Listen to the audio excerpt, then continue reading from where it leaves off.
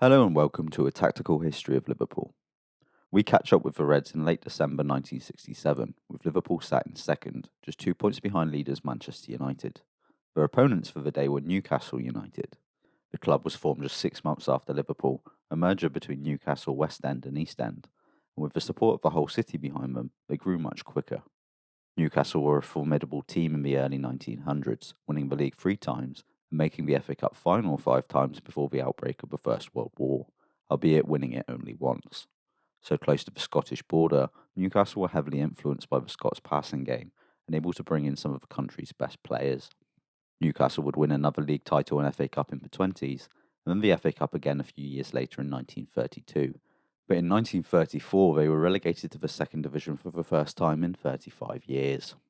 After several years of struggle, narrowly avoiding relegation to the third division in 1938, the outbreak of the Second World War gave Newcastle the chance to regroup. Bringing in the likes of Jackie Milburn, Tommy Walker and Bobby Cowell during the war, Newcastle would bounce back shortly after, earning promotion in 1948. They would win a further 3 FA Cups in the 50s, equalling Aston Villa's record 6 victories, but faded away again soon after, getting relegated in 1961, then finishing in 11th place the season after, as Liverpool were promoted. Joe Harvey, who had captained Newcastle to FA Cup victory, was made manager in 1962, and they would followed Liverpool back into the First Division in 1965, but hadn't really pushed on since, finishing 15th in their first season back, then 20th in 66-67, just 1 place above relegation. Newcastle were finally seeing progress this season though, coming into this game in 6th place and unbeaten at home. Harvey had them set up in a 4-2-4 formation. Liverpool would match their shape, continuing with the same starting 11 we saw in episode 16. Ron Yates had missed the last 2 games through injury, but a late fitness test confirmed he was available to return, replacing Jeff Strong, who dropped back to the bench. Liverpool made a solid start to the game, progressing the ball quickly with forward passes. This was aided by Ian Callaghan once again tucking inside into the middle, and Roger Hunt dropping off the front line. The momentum soon tipped fully in favour of Newcastle though. They played directly, hitting long balls towards the forwards, or getting the ball wide for the wingers to cross. Those crosses were generally inaccurate though, as the teams were having to deal with a strong wind that would catch the ball in the air. Nevertheless, Newcastle were having a lot of joy sending the ball towards striker Wyn Davies.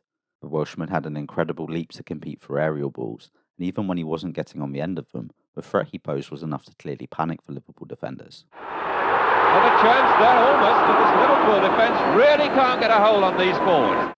Newcastle were also making good use of the long throw of Jim Eiley. 3 times the midfielder flung the ball into the box towards Davies, setting the cat among the pigeons in the Liverpool defence. Again, looking for Davis. My word, that really was a long ball. There's a chance here for Newcastle. Bennett! Oh, he hit the post! The Liverpool defenders were struggling to get the ball away, and even when they did, it often wasn't getting very far, cleared back to Newcastle players to start another wave of attacks. Newcastle were also doing well to get in on Liverpool players quickly, giving them no time on the ball to turn. Liverpool was struggling to get the ball away, and then when they did, Newcastle were winning it straight back, meaning the pressure on the Reds was continuously mounting and mounting, rather than alleviating. Newcastle finally broke the deadlock after half an hour, won the ball back in midfield and looped it over the top to Albert Bennett pulling out towards the flank. This drew Yates away from the box, out to the wide area to meet him, so stuck out by the corner flag, Bennett passed backwards to Eiley, who took a powerful touch to attack the byline and swung across into the box.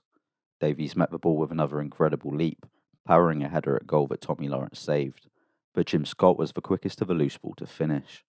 To some extent, the goal showed that Liverpool's centre-backs were lining up on the wrong sides for facing Newcastle. It was fortunate that Yates was past fit to play, otherwise Liverpool would have been left playing midfield strong in defence, who, while decent in the air, was no match for Shankly's Colossus Yates to face Newcastle's aerial bombardment. With Yates lining up on the left side and Tommy Smith on the right though, Yates was tasked with marking Bennett, who was looking to drop off and receive the ball between the lines, while 5'10" Smith was left trying to win aerial duels against Davies. Ideally, it would have been Smith aggressively snapping at Bennett's heels as he stepped up into midfield, while Yates battled it out with Davies in the box, but it was the other way round. For the goal, Yates was pulled out wide away from the box, while Smith lost his aerial duel in the centre. In attack, Peter Thompson was roaming across to the right, while Ian St John was also pushing forward from midfield into attack. This was how Liverpool equalised just before half-time. Callaghan chucked a quick throw into the box, where St John beat David Elliott to the ball and tucked it inside the far post with an outside of the boot finish.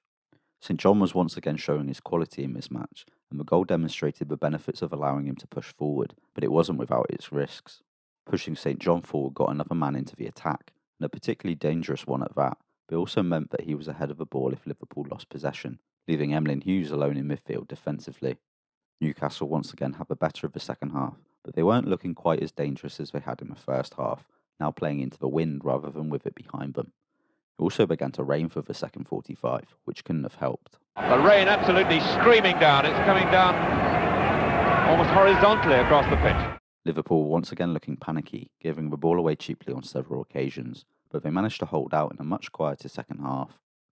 Newcastle extended their unbeaten home record to 18, and in truth they were by far the superior side, with St John nicking a point for Liverpool against the run of play. As Manchester United drew against Leicester elsewhere, Liverpool kept pace with the league leaders, although they dropped to third as Manchester City beat Stoke to move into second.